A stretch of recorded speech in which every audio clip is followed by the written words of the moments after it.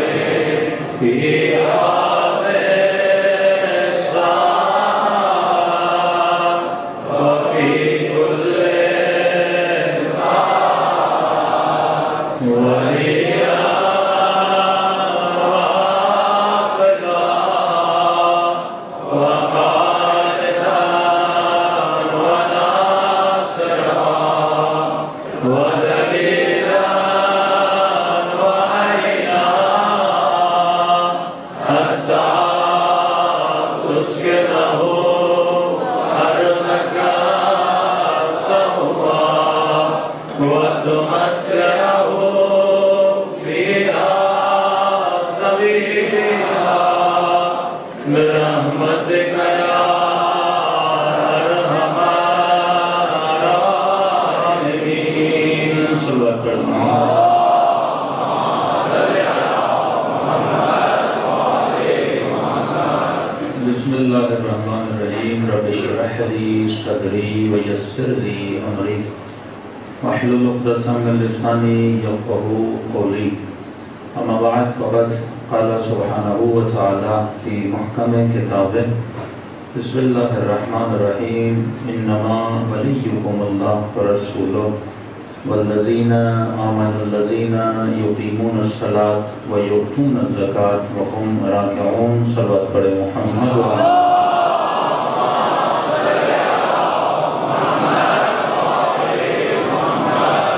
دعا ہے پروردگار عالم ہم سب کی عبادتوں کو اپنی بارگاہ میں قبول فرمائے اور جس مقصد زندگی کی خاطر یہ مجالس رکھی جاتی ہیں ان مقاصد میں ہم سب کو کامیابیاں نصیب روزانہ آپ کی خدمت میں ولایت نظری اور ولایت عملی کے عنوان سے گفتگو ہو رہی ہے کہ صرف نظری ولایت رکھنے والا جنتی نہیں ہوتا جب تک اس کے اندر عملی ولایت نہیں آتی۔ تاریخ میں بڑے کردار ہیں، نظری ولایت والے کردار بھی ہیں، عملی ولایت والے کردار بھی ہیں۔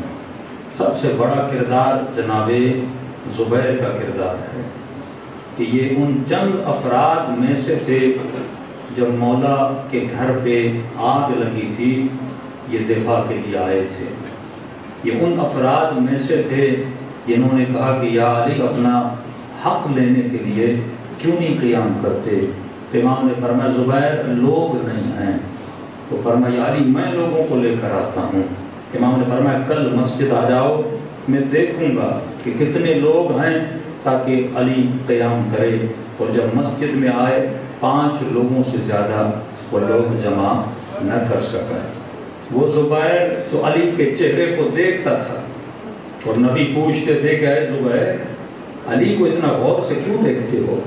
کہ یا رسول اللہ سب سے پہلی بات یہ کہ علی سے محبت ہے، دوسرا یہ کہ علی سے رشتہ داری ہے، پھوپھی کا بیٹا ہے، تیسرا یہ کہ آپ نے خود فرمایا النظر الی وجہ علی عبادت، علی کے چہرے کو دیکھنا عبادت ہے۔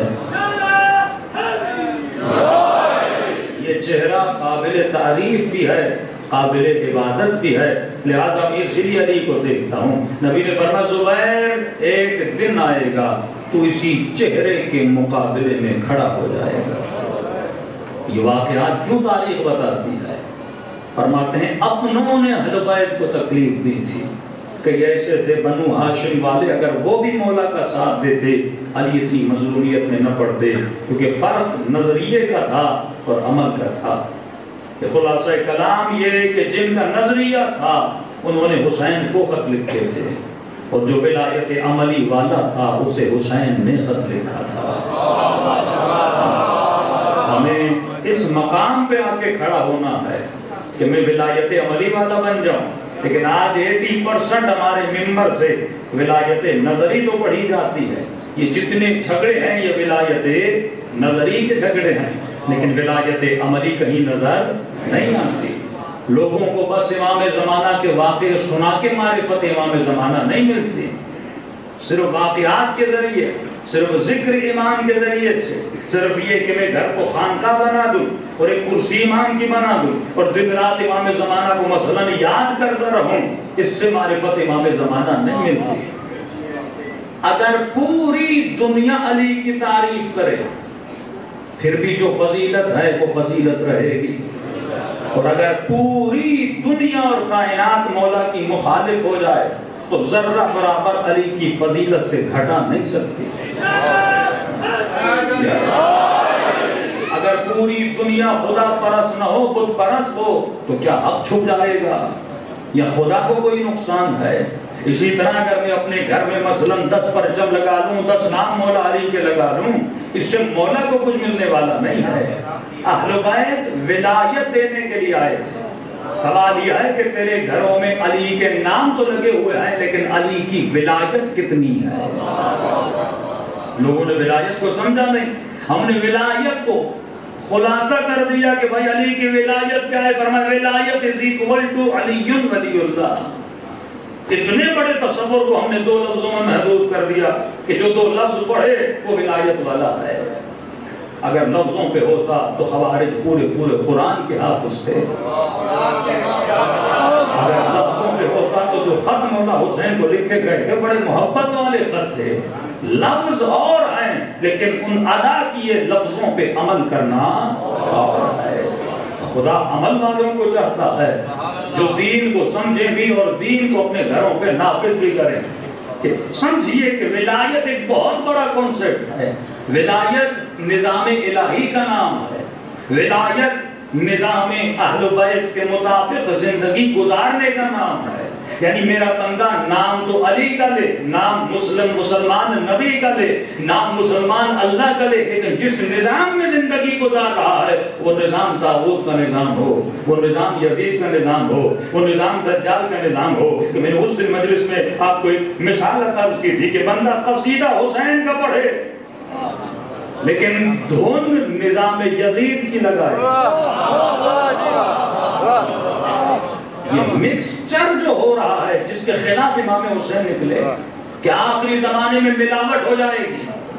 کہ فرماتے ہیں آخری زمانے میں رسول خدا کے بندہ خواب کہ یا رسول اللہ میں نے خواب دیکھا آسمان سے کپڑا آ رہا ہے، ہر بندہ کپڑا کاٹ کے جا رہا ہے۔ فرمایا آخری زمانے کے مسلمانوں کی نشانی ہے کہ آخری زمانے میں دین کپڑا بن جائے گا۔ کیا مطلب؟ جسے جتنا پسند ہوگا اتنا کاٹ کے لے جائے گا۔ آج مومن کہتا ہے مولانا خون سمجھ میں نہیں آتا، کوئی کہتا ہے داڑھی سمجھ میں نہیں آتی، کوئی کہتا ہے فلاں کی سمجھ میں نہیں آتی. بھائی تیری سمجھ معیار ہے یا تیرے امام کی سمجھ معیار ہے؟ ہماری سمجھ ہرگز معیار نہیں ہے. وَسَلِّمُوا تَسْلِيمًا کا مطلب یہ ہے اگر تم نے اس نظام میں قدم رکھا ہے، اگر تم نے علی ولی اللہ پڑھا، اگر تم نے محمد رسول اللہ پڑھا، اگر تم نے لا الہ الا اللہ پڑھا، تو تجھے اسی قانون کو فالو کرنا ہے جو پروردگار عالم نے بتایا ہے. اگر تم نے امیر المؤمنین کو مانا ہے تو تیرے گھر میں علی کی حکومت ہونی چاہیے، شیطان کی حکومت نہیں ہونی چاہیے. یہ ہمارا تصور نہیں ہے، یہ حقیقت ہے کہ جب ہم مجلس میں پڑھتے ہیں تو ہمارا عقیدہ ہے کہ اہل بیت ہماری مجالس میں تشریف لاتے ہیں. اب یہ کیسا بندہ ہے جو حضور حسین میں قصیدہ پڑھے لیکن دھن کسی فاسق کی لگائے، کسی فاسق کی، کسی فاجر کی لگائے. دیکھیے آواز بری نہیں ہے، اس کو غور کریے گا.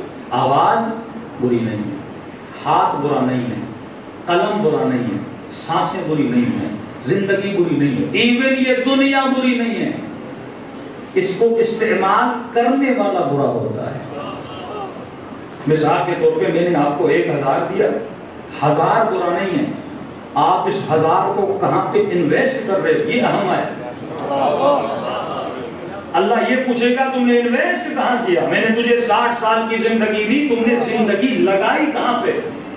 میں نے تجھے خوبصورت آواز دی، تم نے آواز کو استعمال کہاں پہ کیا؟ میں نے تجھے ایک امیر گھر میں پیدا کیا، تم نے اپنی دولت کہاں پہ لگائی؟ اپنی زندگی ہے جوان ہے خاتون، میں نے تجھے حسین چہرہ دیا، تم نے اس اپنے حسن کو کس راہ میں استعمال کیا؟ کہ فرمایا قیامت میں جب حسینوں اور گنہگاروں کو اٹھایا جائے گا، اللہ کی آواز آئے گی بتا تم نے گناہ کیوں کیا؟ اتنا انسان بدبخت ہے کہ خدا پہ بلیم کرے گا، اے خدا میں اس لیے گناہ میں پڑی تھی یا پڑا تھا کیونکہ تو نے مجھے حسین بنایا تھا. اب اللہ دے تو مسئلہ، نہ دے تو مسئلہ. امیر سے پوچھے گا تم نے گناہ کیوں؟ اللہ تو پیسہ نہ دیتا میں گناہ نہ کرتا. اس وہ غریب تھا تبھی اس نے گناہ نہیں کیا، تو نے مجھے پیسہ دیا میں نے عیاشیاں کی، تو مجھے غریب رکھتا میں گناہ نہ کرتا. تو مجھے حسن نہ دیتا تو دنیا والے میرے پیچھے نہ لگتے، میرا چہرہ حسین تھا، 1000 عاشق میرے پیچھے تھے، میں گناہ سے کیسے بچتی یا میں گناہ سے کیسے بچتا؟ پر میں چین سے یہ دعویٰ کرے گا کہ خدا کیونکہ تو نے مجھے حسین بنایا تھا لہذا میں نے گناہ کیا تھا. ایک مرتبہ اللہ کی آواز آئے گی میرے یوسف کو بلایا جائے.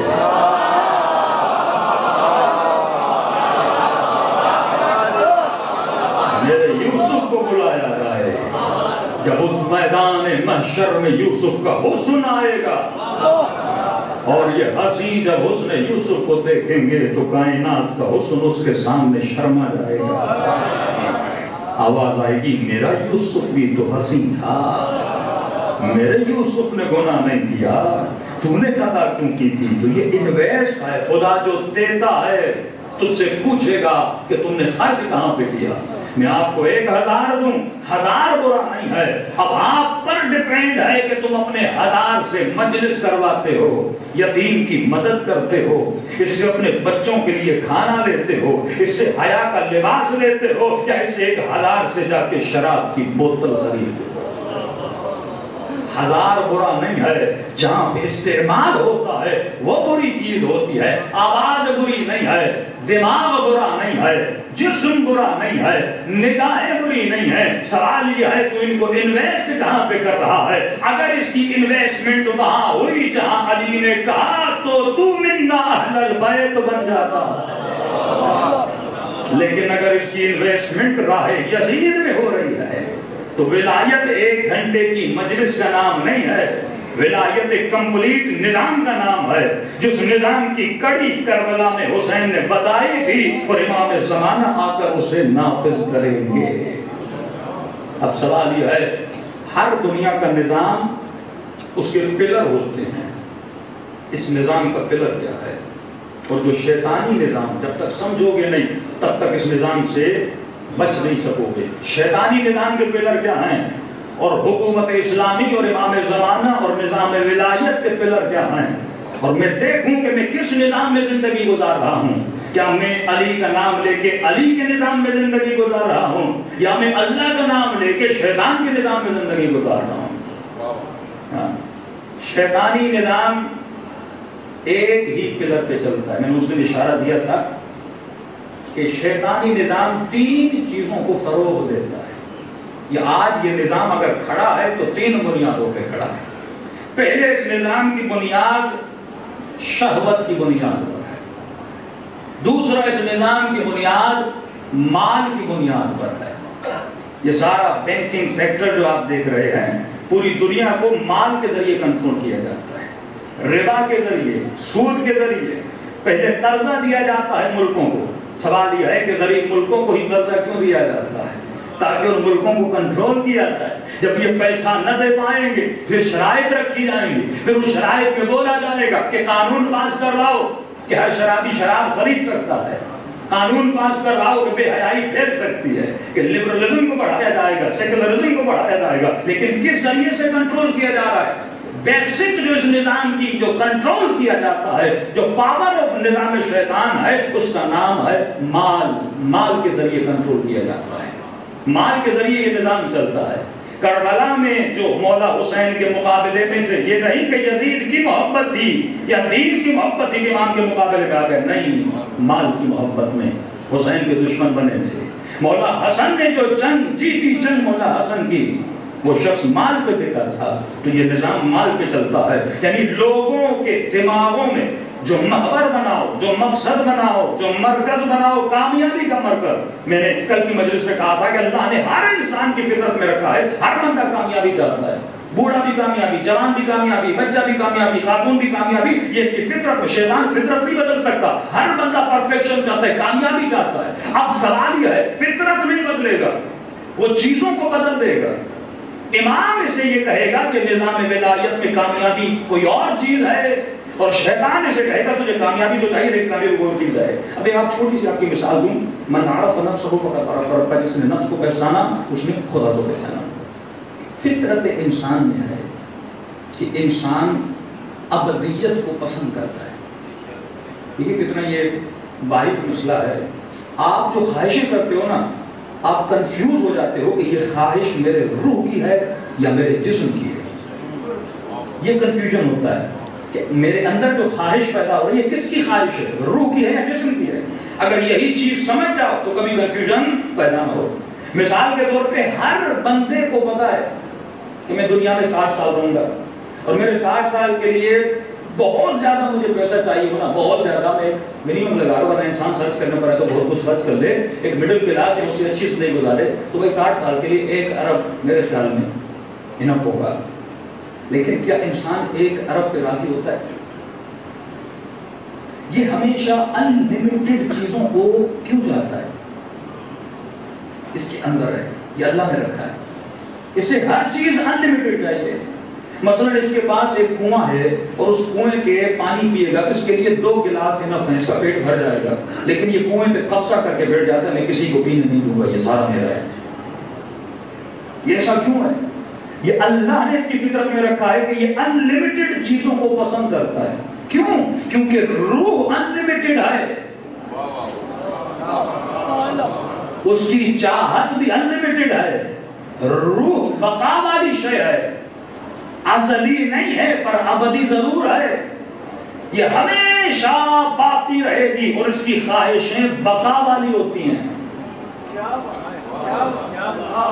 ہمیشہ باقی رہے گی نا, اس کی خواہش بھی کیا ہوتی ہے؟ ہمیشہ بقا والی. اس سے انلمیٹڈ چیزیں چاہیے, پیسہ بھی چاہیے تو انلمیٹڈ, لذت بھی چاہیے تو انلمیٹڈ, زندگی بھی چاہیے تو انلمیٹڈ. خواہش رہی ہے بشر کی میں ہمیشہ زندہ رہوں. لیکن غلطی کہاں کرتا ہے اسے یہ نہیں پتا, روح ہمیشہ زندہ رہتی ہے, جسم نہیں رہتا.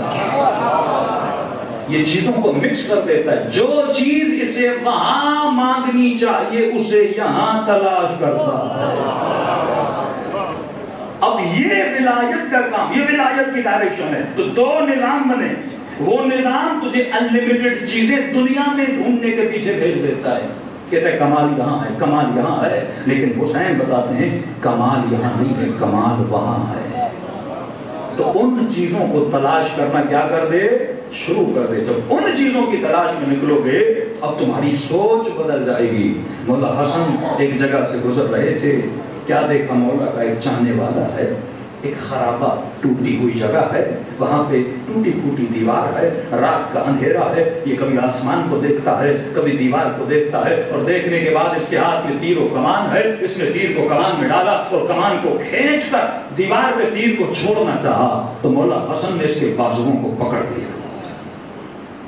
مڑ کے دیکھا تو امام وقت ہے کہ مولا جلدی میرے بازوؤں کو چھوڑیے، میں کروڑ پتی بن جاؤں گا، میں ارب پتی بن جاؤں گا، مولا مالدار بن جاؤں گا، میں فقیر ہوں بہت کچھ۔ امام نے کہا کیوں، میں نہیں چھوڑوں گا۔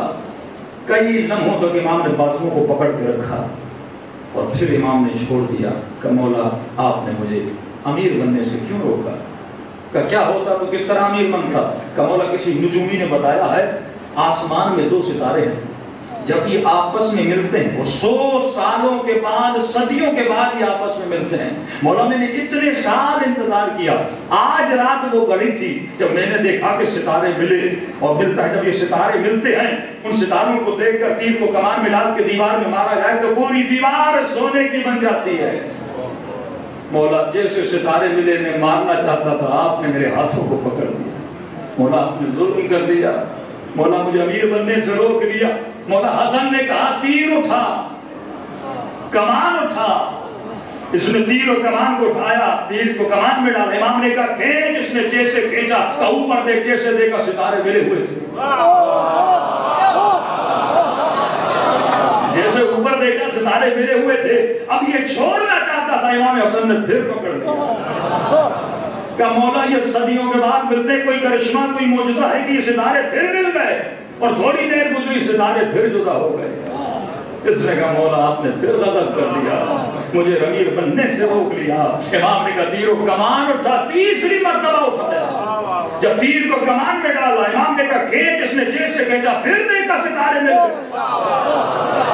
پریشانی کے عالم میں مولا یہ تو معجزہ ہو گیا، جو کبھی ملتے نہیں تھے پھر ستارے مل گئے۔ اب اس نے چھوڑنا چاہا، حسن ابن علی نے پھر روک دیا۔ پریشان ہو گیا، بات اس کی سمجھ میں نہیں آ رہی جو امام اسے سمجھانا چاہتے تھے۔ کہ جب چوتھی مرتبہ مولا نے کہا تیر و کمان اٹھا، میں نے اٹھایا، اور امام نے کہا کھینچو، میں نے کھینچا، کہ اوپر دیکھ، جب دیکھا تو ستارے ملے نہیں، جدا ہی جدا تھے۔ امام نے کہا تیر کو چھوڑ، کہ جیسے میں نے تیر کو چھوڑا تو دیوار سونے کی بن گئی، کہ اگر ہم چاہیں تو ستاروں کو ملنے کی ضرورت نہیں ہے۔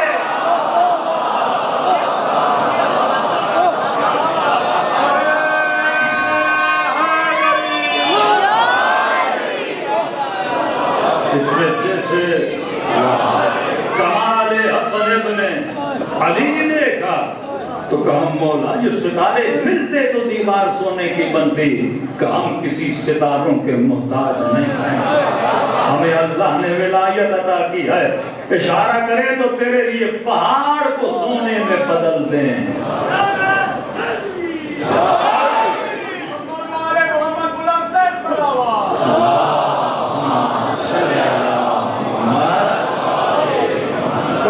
پھر پہلے کیوں نہیں کیا جب پتا بھی ہے میں غریب ہوں؟ اپنے ہر مومن کو ایک سونے کی اینٹ دیتے جائیں۔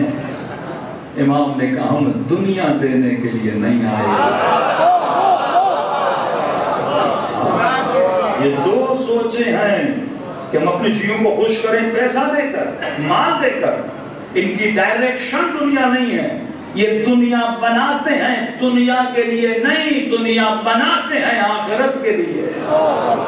یہ 2 سوچیں، دجالی سوچ ہے دنیا برائے دنیا، امام زمانہ کے نظام کی سوچ ہے دنیا برائے آخرت۔ بزنس کرو، محنت کرو، گھر بناؤ، بچوں کو اچھی زندگی، اچھا لائف اسٹائل دو، لیکن دنیا برائے دنیا نہ ہو، دنیا برائے آخرت ہو۔ ایک چھوٹی سی مثال دوں، دیکھیے میرا ہاتھ ہے، یہ میرا طلبہ ہے، اگر اس پہ میں ٹیکسولیشن لگاؤں اور اسے کھینچوں تو اتر جائے گی، مجھے کوئی تکلیف نہیں ہوگی، لیکن اگر میں ہاتھ کے پچھلے حصے پہ ٹیکسولیشن لگاؤں اور کھینچوں تکلیف ہوگی کہ نہیں ہوگی؟ کیوں؟ کیونکہ یہاں بال نہیں ہیں، یہاں بال ہیں۔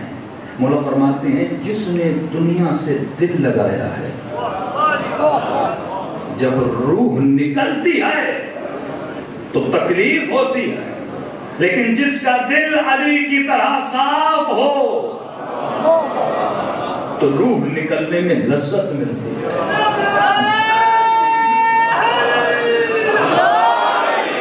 دنیا بناؤ، گھر بناؤ، مال بناؤ، دولت بناؤ، پر ان چیزوں سے دل نہ لگاؤ۔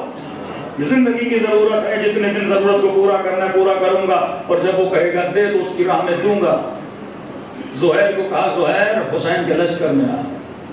لوگ نہیں جانتے زہیر کتنا مالدار تھا، سکون کی زندگی، بیوی کے ساتھ، غلام، آگے پیچھے باغ، لیکن یہ تھا کہ زہیر کے دل میں ان چیزوں کی محبت نہیں تھی۔ ایک مرتبہ کا آ تو زہیر نے بے جھجک ہو کے بیوی کو کہا تجھے بھی طلاق دے رہا ہوں، یہ باغ بھی تیرے، یہ مال بھی تیرا، یہ غلام بھی تیرے، بس مجھے حسین چاہیے۔ یہ سوچ کون نظام بناتا ہے؟ یہ نظام امام زمانہ سوچ بناتا ہے۔ مطلب اس کی پوائنٹ یہ ہے کہ یہ نظام آخرت کی بنیاد پہ دنیا میں سب کچھ کرتا ہے۔ ایک مجلس میں گنجائش نہیں چیزوں کو کھولوں۔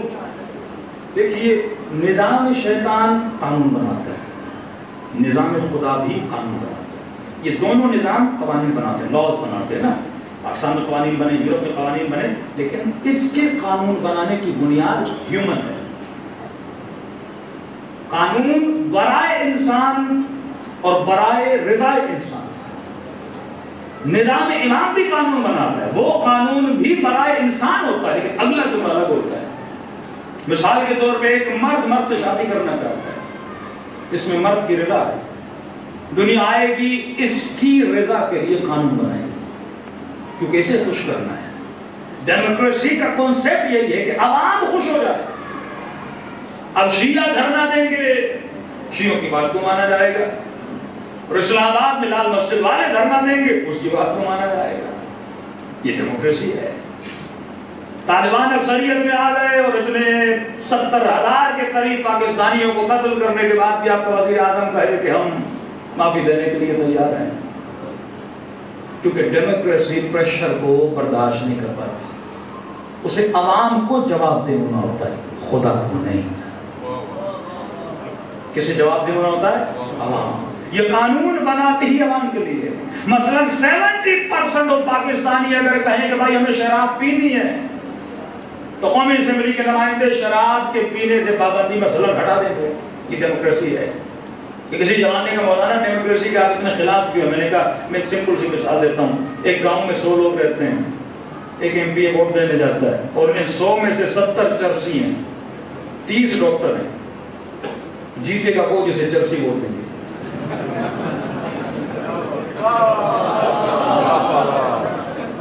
علی کو خلافت کیوں نہیں ملی؟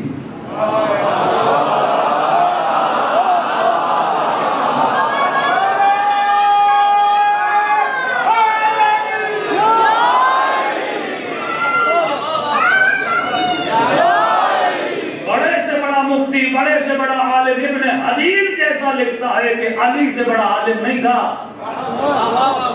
پوری تاریخ میں جا کر دیکھ لیجیے، مولا حسن سے بڑا، مولا حسین سے بڑا، امام جعفر جانتے ہی عالم تھے، لیکن حکومتیں کیوں نہیں ملی؟ کیونکہ عوام کا رخ کہیں اور تھا۔ آج پوری دنیا اللہ کو مانتی ہے، شیطان کو۔ اگر ڈیموکریسی میں ووٹ لیا جائے نا تو اللہ کو کم پڑیں گے، شیطان کو زیادہ پڑھیں گے۔ تبھی ڈیموکریسی میں یار نہیں ہے، کیونکہ عقل بشر ابھی تک بالغ نہیں ہوئی کہ اپنی اچھائی اور برائی کی تمیز کر سکے۔ جس خاتون کو خدا کہے پردہ کر، لیکن یہ خاتون بے پردگی کو پسند کرے، اس نے تو خود کو نہیں بنایا نا، بنانے والا جانتا ہے کہ تیری بہتری میں کیا ہے۔ یہ قانون نیچر کو بدلتے ہیں، فطرت کو مس کرتے ہیں، کیونکہ انسان کو یہ پسند ہے، انسان کو یہ پسند ہے۔ تو جتنے لاز شیطانی نظام میں بنائے جاتے ہیں، اس کو سیکولرزم کا نام دو، لبرلزم کا نام دو، کوئی بھی نام دو، فرق نہیں پڑتا، لیکن یہ قانون بنائے جاتے ہیں فار ہیومنز، انسانوں کے لیے اور انسانوں کی خوشی کے لیے۔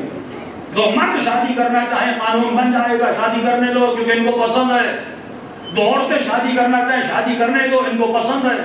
محارم آپس میں شادی کرنا چاہیں کرنے دو، ان کو پسند ہے۔ لیکن جو حکومت امام ہوگی فار ہیومنز ہوگی، قانون انسانوں کے لیے بنیں گے، لیکن انسانوں کی رضا کے لیے نہیں، اللہ کی رضا کے لیے۔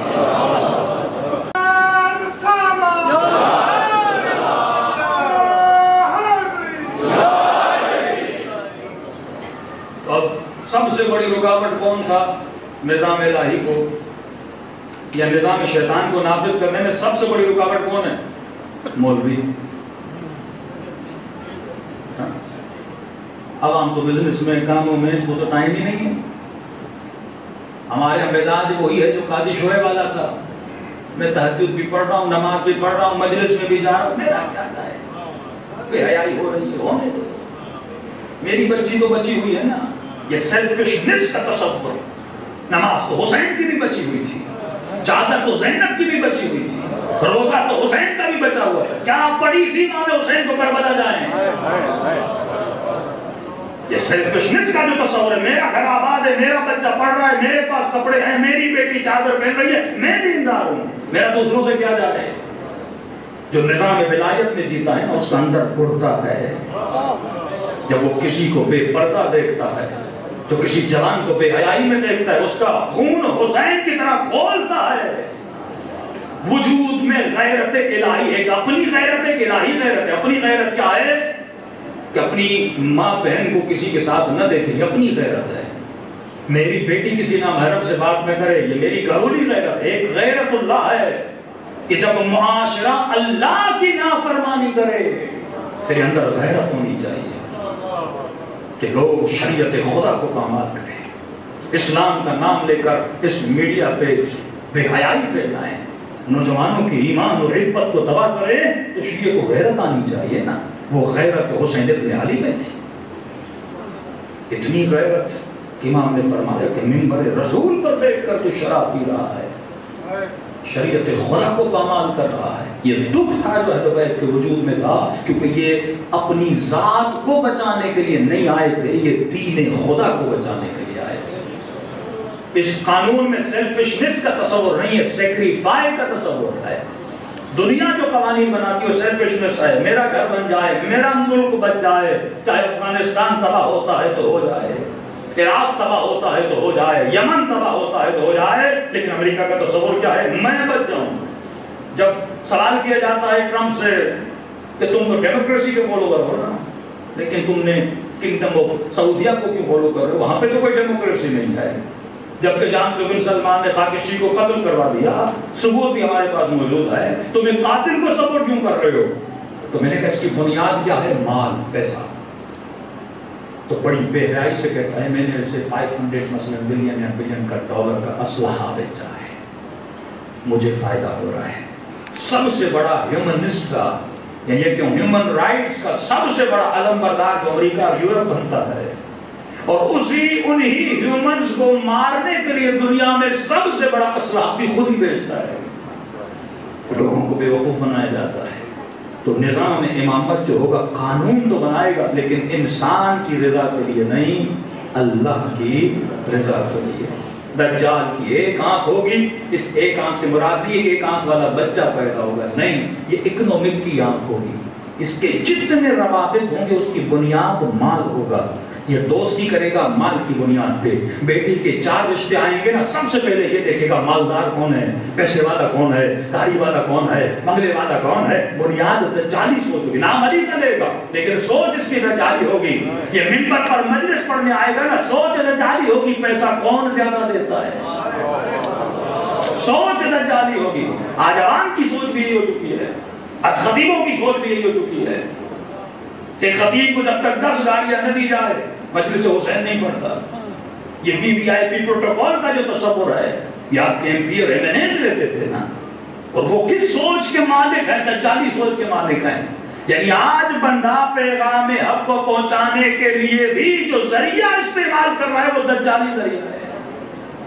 وہ خطرناک سوچ تھی جس کی امام خمینی فرماتے تھے کہیں ایسا نہ ہو کہ قیامت کے دن، مولویوں کو کہہ رہے تھے کہیں ایسا نہ ہو کہ قیامت کے دن تمہاری مجلسیں سن کے لوگ جنت میں چلے جائیں اور تم جہنم کے دروازے پہ کھڑے رہو۔ یہی وہ خطرناک سوچ ہے۔ پہلے تزکیہ ہے پھر تعلیم ہے۔ تزکیہ مومن کے لیے، مولوی کے لیے، آیت اللہ بھی ہو اس کے لیے تزکیہ ضروری ہے۔ جب تک تزکیہ نہیں ہے، یہ شیطانی سوچ کا غلام بن جاتا ہے۔ یعنی اس نے اپنی تبلیغ میں مؤثر کسے سمجھا؟ ٹولز کو سمجھا، خدا کو نہیں سمجھا۔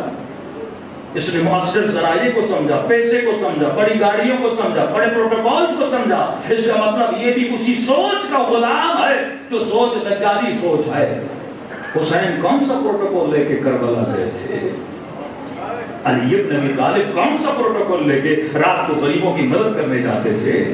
تو آج یہ ایک آنکھ جو دجالی آنکھ یا نافذ ہو چکی ہے، دجال آئے گا نہیں، دجال آ چکا ہے، تمہاری سوچوں میں زندگی بسر کر رہا ہے۔ تم اگر کسی سے دوستی کرتے ہو تو کس بنیاد پر؟ تقوی کی بنیاد پر یا مال کی بنیاد پر؟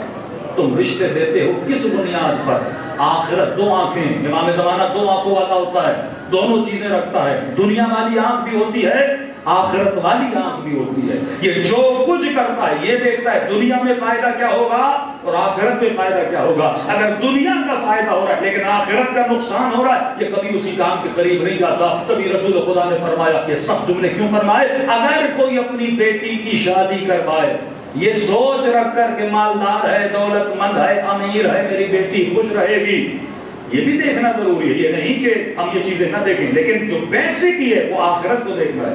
پہلی پرائورٹی دین کو دیکھنا ہے، کردار کو دیکھنا ہے۔ اب تھرڈ پرائورٹی یہ ہے کہ میں دیکھوں کہ کمرشلزم میں یا اس کو مالی صورتحال اس کی کیسی ہے۔ پہلی جو آنکھ ہو آخرت والی آنکھ ہو، فرمایا جو صرف یہ دیکھے کہ مالدار ہے اور صرف مال دنیا کو دیکھ کر، شہرت کو دیکھ کر اپنی بیٹی کی شادی کروا دے، اور خدا نخواستہ اس کے گھر میں جو بچے پیدا ہوں گے اگر باپ با کردار نہیں ہوگا، نسلیں تباہ و برباد ہو جاتی ہیں۔ تو رسول فرماتے ہیں اگر گنہگار کو بیٹی دی صرف یہ سوچ رکھ کر کہ وہ مالدار ہے، دجالی سوچ رکھ کر، اکنومیکلی سوچ رکھ کر، مالی سوچ رکھ کر بیٹی دی، جب یہ مر جائے گا باپ تو خدا کہے گا لکھو اس کے نام اعمال میں بیٹی کی شادی نہیں کروائی تھی بلکہ بیٹی کا قتل کر دیا تھا، کیونکہ تو نے نسلوں کو تباہ و برباد کر دیا۔ تو عزیزو، ولایت اور نظام ولایت کی جو سوچ و قوانین بنیں گے وہ دونوں بنیادوں پر ہوں گے۔ ربنا آتنا فی الدنیا حسنہ وفی الآخرۃ حسنہ۔ اس کا مطلب نہیں علی والا سستی کرے، صبح سے شام تک علی والا محنت کرتا ہے، دنیا کے لیے محنت کرتا ہے لیکن دنیا پر آخرت بناتا ہے، سیلفش نہیں ہوتا۔ جب مال اس کے لیے انف ہے تو اس پیسے کو پھر غریبوں پہ، قوم پہ، یتیموں پہ خرچ کرتا ہے، جس طرح اہل بیت نے خرچ کیا۔ کیوں؟ کیونکہ اس کا مقصد دنیا بنانا نہیں ہے، اس کا مقصد آخرت بنانا۔ یہ سب کچھ کرے گا آخرت کے لیے، اپنے بچے پالے گا آخرت کے لیے، شادی کرے گا آخرت کے لیے، اولاد کو اچھی تربیت دے گا آخرت کے لیے، مسجد بنائے گا آخرت کے لیے، مجلس پڑھے گا آخرت کے لیے۔ یہ نہیں کہ لوگ راضی ہوں، سب کچھ کرے گا تاکہ اللہ راضی ہو جائے۔ مولا کا چاہنے والا جب کوفے پہنچا، کیا دیکھا؟ علی ایک پرانے سے گھر میں رہ رہے ہیں، دکھ ہوا میرا مولا، اور گھر اتنا غریبانہ۔ گیا کئی سال گزرے، اس کو پتا چلا کہ مولا علی کو خلافت ملی ہے۔ اب اس نے سوچا کہ مولا علی امیر بن چکے ہوں گے، بڑا گھر بنایا ہوگا۔ پہنچا مولا امیر کے پاس، کیا دیکھا؟ مولا اسی گھر میں ہیں جہاں چھوڑ کے گیا تھا۔ تو کہا مولا میں تو بڑی تمنا لے کر آیا تھا کہ آپ نے کوئی بڑا گھر، اب تو حاکم وقت ہے، گھر اچھا ہونا چاہیے، ہم نے کب بنایا ہے نا۔ مولا کہاں کا؟ شہر کے باہر ہے۔ اس نے سمجھا امیر جیسے بڑے بڑے فارم ہاؤس بناتے ہیں، دنیا سے چھپ چھپ کے وہاں جا کے گھومنے اور چھٹیاں منانے جاتے ہیں۔ تو دیکھیں سادہ شیعہ تھا نا، ایسے شیعہ ہے تھے تاریخ میں پھرے۔ امام نے کہا تجھے لے کر چلوں، امام نے کہا پریکٹیکل سکھاؤں نا، باتیں کروں گا یہ سمجھے گا نہیں۔ مولا اس کو پکڑ کے لے گئے، چلتے گئے، اب آئے گا کوئی بڑا باغ، اب آئے گا کوئی بڑا گھر، اب آئے گا کوئی بڑا باغ، چشمے ہوں گے، باغ ہوں گے، انگور ہوں گے، مولا کے ساتھ بیٹھیں گے، مزے کریں گے۔ ایک مرتبہ علی سے قبرستان کے اندر لے گئے۔ مولا کہاں لے کر آئے ہیں؟ السلام علیکم یا اہل الدیار، اے قبروں میں سونے والے تجھ پہ علی کا سلام ہو۔ فرق اتنا ہے تم تھوڑی دیر پہلے چلے گئے اور ہم تھوڑی دیر بعد تجھ سے آ کر ملیں گے۔ کہ مولا مجھے تو گھر دکھانے آئے تھے، یہ کیا ہے؟ امام نے فرمایا کتنا بھی بڑا گھر بناتا کتنے سال رہتا، بالآخر تو یہاں آنا ہے نا علی کو بھی، کتنا بھی بڑا گھر بناتا کتنے سال رہتا، روح کی چاہت بقا ہے، علی کو پتا ہے کہ بقا کہاں ملے گی، وہ بے وقوف ہے جو دنیا کو بقا سمجھ کے سب کچھ یہاں جمع کر رہا ہے۔ مولا سوچ لے گا عقل مند بن، یہاں جتنے بھی بڑے گھر بنائے گا کتنے سال رہے گا، تجھے یقین ہی نہیں، دنیا بنائے دنیا جمع نہ کر، دنیا بنائے آخرت جمع کر، یہ سوچ امام زمانہ والی نظام ولایت کی سوچ ہے۔ امام نے کہا میں نے بڑا گھر بنایا، کہاں بنایا؟ فرمایا وہاں بنایا ہے جہاں علی کو ہمیشہ رہنا ہے، اگر اس گھر میں آ کر علی کو دیکھنا ہے تو جنت میں آ کے علی کی زیارت کر لینا۔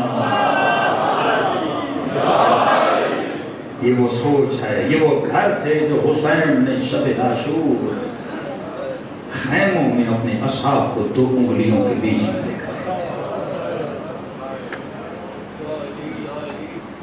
یہ محبت حسین سے ہو، جب 2004 میں صدام کا نظام گرا اور نیا نظام عراق میں آیا تو شیعوں نے حرم امام حسین کی توسیع کرنا شروع کی، لوگوں سے گھر خریدتے گئے اور حرم کا احاطہ بڑھاتے گئے۔ ایک احاطے میں ایک بوڑھے کا گھر آتا تھا، مزدور تھا، لوگوں کے گھروں کی مرمت رازی کا کام کرتا تھا۔ حرم والے اس کے پاس پہنچے گا، بوڑھے تیرا گھر زیادہ سے زیادہ، مثال دے رہا ہوں، 5 لاکھ کا ہوگا، ہم تجھے 10 لاکھ دے رہے ہیں، جا شہر سے باہر گھر بھی خرید اور اتنے پیسے بھی بچیں گے، اپنی زندگی جی۔ کیوں خرید رہے ہو؟ کیونکہ تیرا گھر حسین کے حرم کی توسیع کے نقشے میں آ رہا ہے، لہذا صحن بنائیں گے، بڑے کام کریں گے، ثواب بھی تجھے ملے گا، یعنی دنیا کی دنیا آخرت کی آخرت۔ تھوڑی دیر سوچنے کے بعد کہا گھر میرا ہے، میں نہیں بیچتا۔ کا عجیب شیعہ ہو، حسین کے حرم کے لیے مانگ رہے ہیں، تو بھائی میرا گھر ہے نا، میں نہیں بیچتا۔ کا فتویٰ لے کر آئیں گے، یہ کریں گے وہ کریں گے، کہ جو کرنا ہے کرو، میں نہیں بیچتا۔ چلے گئے، کہ چند دن گزرے، اس نے گھر کو بنانا شروع کیا، ٹوٹی دیواروں کی مرمت کی، دروازوں کو رنگ لگایا، گھر کو بالکل مرمت کر کے بڑا خرچہ کر کے گھر کو نیا کر رہا ہے۔ پھر پہنچے، بوڑھے کر کے آ رہے ہو، بالآخر کو گھر خریدیں گے، اس کو گرائیں گے، کیوں فضول میں خود کو بھی ٹینشن میں، ہمیں بھی ٹینشن میں ڈال رہا ہے، یہ گھر تو ہمیں خریدنا ہے، آرڈر لائیں گے گورنمنٹ کا، فتویٰ لائیں گے، تیرا گھر جب تک نہیں ہٹے گا ہم توسیع نہیں کر سکتے، بیچ میں آ رہا ہے۔ اس نے کہا بھائی میرا گھر ہے نا، میں بناؤں گراؤں، تیرا کیا جائے، چلے جاؤ۔ چلے گئے، کہتے ہیں 15 دن 20 دن 25 دن بڑی محنت کر کے اس نے گھر کو نیا کر دیا۔ اب حرم والوں کو پیغام بھیجا، آ جاؤ، آ گئے، کب دینا چاہتا ہوں،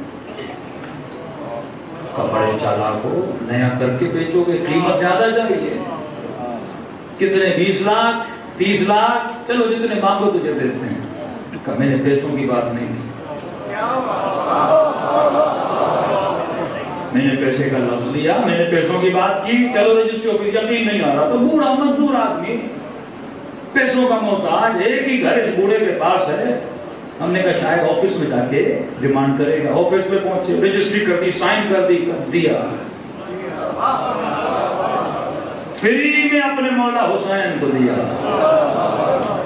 کبوڑے چلو، لوگ بڑی بڑی چیزیں حسین کو دیتے ہیں، تیری عقیدت تھی، تیری محبت تھی، لیکن یہ بتا دینا تھا پہلے دیتے، یہ بنایا، نیا کیا، رنگ کیا، ہم تو اس کو ویسے گرا دیں گے۔ آنکھوں میں آنسو بھرائے، کہا زندگی میں پہلی مرتبہ کوئی چیز حسین کو دے رہا تھا، پرانی کیسے دیتا ہے؟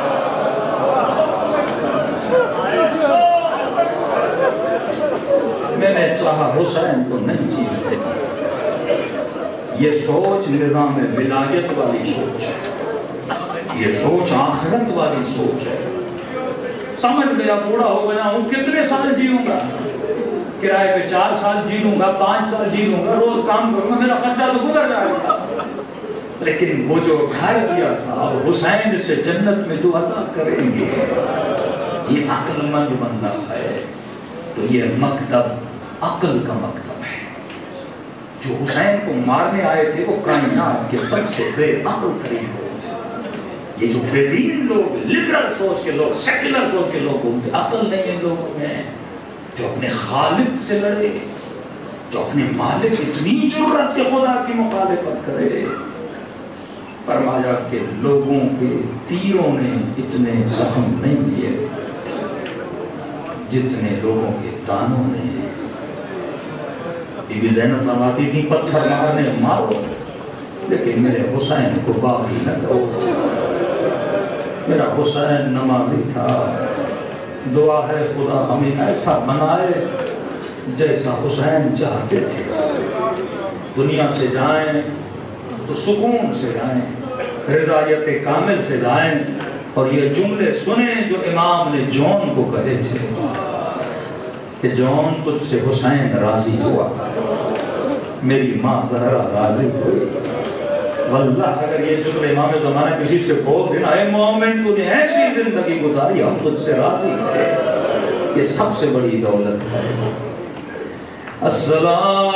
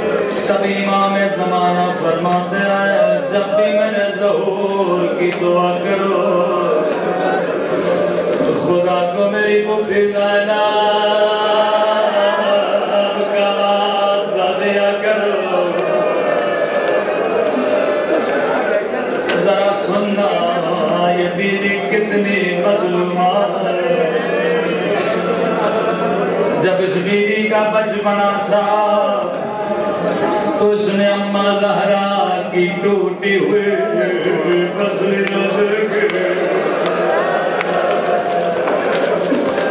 جب بی بی زہرا دربار سے واپس آئی تو ماں کو نہیں پہچانا۔ فرمایا بیٹی زینب میں صحابی کی دربار میں گئی،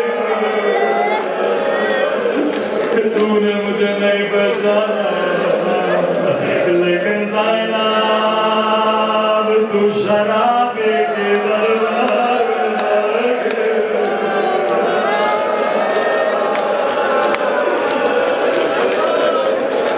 بچپن میں اماں کی ٹوٹی ہوئی بسری لے ابھی جوانی ہوئی تھی، اسی بی بی نے علی مولا کا زخمی سر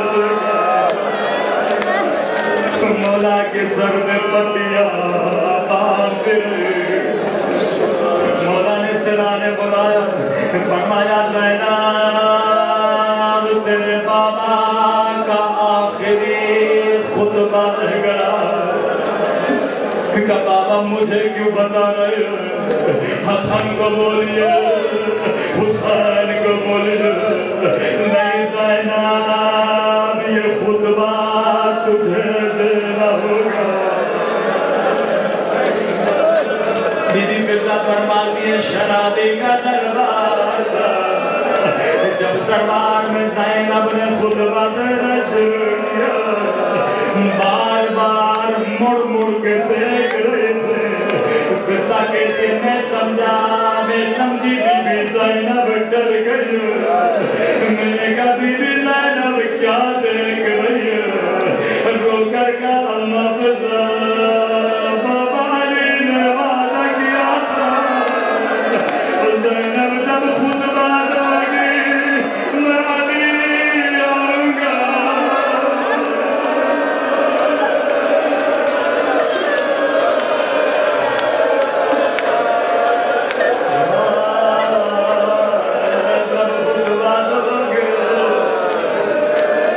ابھی جوانی گزری تھی،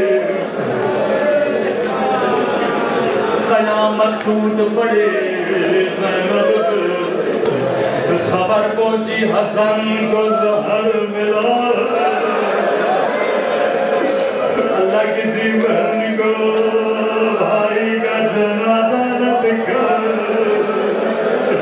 دوڑی دوڑی گھر پہنچی، کیا دیکھا جگر کے ٹکڑے۔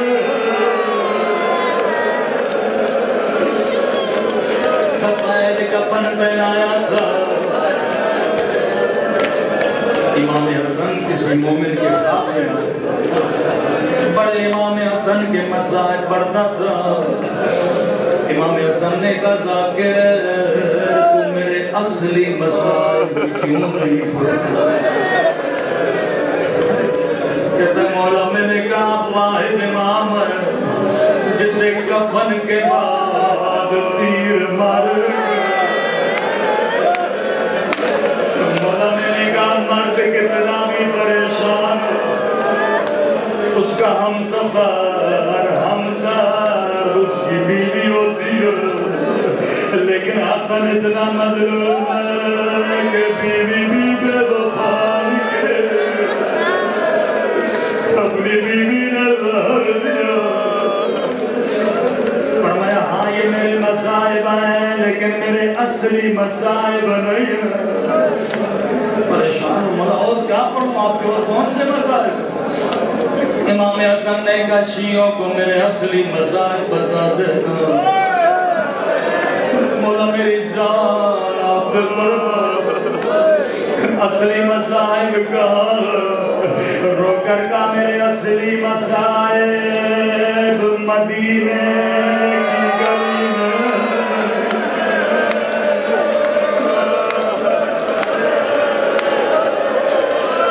بڑے غیرت مند لوگ مجلس میں تشریف فرما، اگر کسی بند گلی میں تیری ماں کو کوئی تماچا مارے،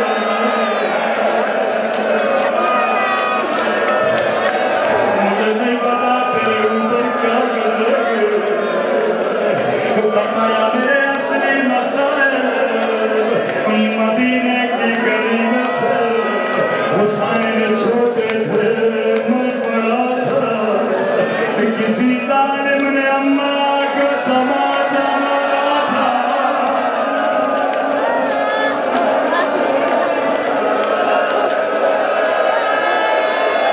میں چھوٹا تھا کیا کرتا، فریادیں کر رہا تھا کوئی آئے وہ میری اماں کو بچا لے۔ میرے اصلی مصائب مدینے کی گلی میں، میرے شیعوں کو بتانا ایک آگ بھرا دروازہ تھا، میری اماں کی پسلیاں ٹوٹی تھی۔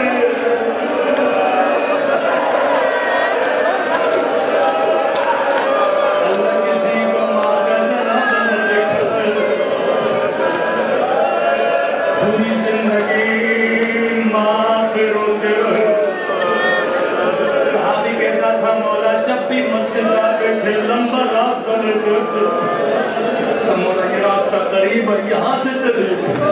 فرمایا مجھے بھی معلوم ہے یہ راستہ قریب ہے، لیکن اس گلی میں اس کا گھر جس نے اماں پہ آگ کا دروازہ گرایا تھا، میں جب اس کا چہرہ دیکھتا مجھے اماں کا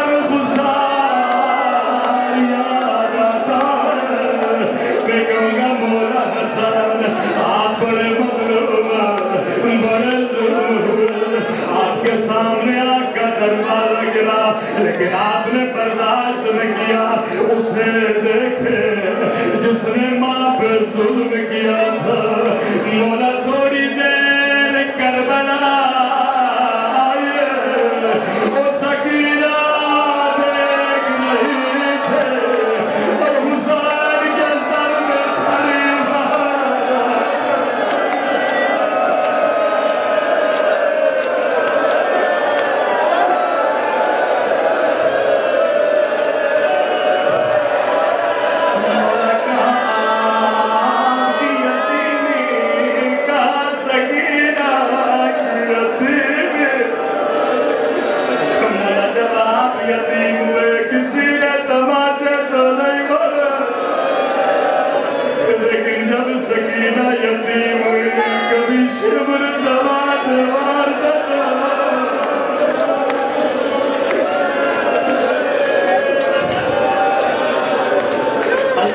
چھری مارا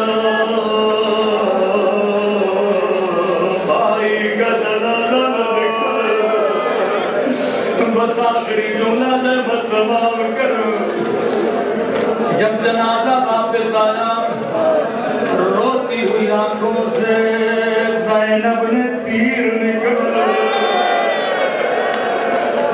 روتی بھی تھی بدن سے تیر بھی نکالتی تھی اے اللہ زینب اور کیا کر دیکھے گی اماں کی بسریہ بابا کا جذبی سر حسن کے جنازے میں تیر دیکھے لیکن قیامت کا منظر تھا جب 11 محرم کا دن آیا اور زینب اونٹ پہ سوار تھی کربلا کے میدان میں حسین کا جنازہ دیکھا جنازہ تیروں پہ تھا آواز آئی زینب جب میرے قدم سے